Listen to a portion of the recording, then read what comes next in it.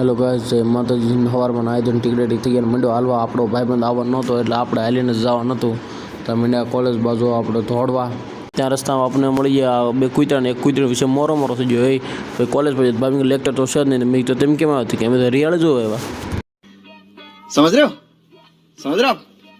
ના. તો આપણે ખસકાઈ લીધું કોલેજથી. હવે રૂમે જવા જતા હતા કોલેજમાં આપણે મળી ગયા ટ્રાફિકમાં રહી ગયા ઊભા. અને તો પછી આવ્યું હનુમાનદાર મંદિર. તો કીધું આપણે રહ્યા શનિવાર તો આજ દાદાને દર્શન કરી લઈએ, કંઈક આપણો મેળ પાડી દે. તો ટ્રાફિકમાં મળી ગયા ફિઝિક્સવાળા અલગ પાંડે સર અને આ કોઈક બીજું સોંપડ્યું. તો ત્યાં લઈને પછી આપણે ખસકાવ્યા રૂમ બાજુ. રૂમમાં આવીને સોંપડી આ ભાઈબંધ વાંચી. ભાઈબંધ ક્યાં નફેટનું ક્યાંથી લઈ આવ્યો ભેગું થાને ભાઈ.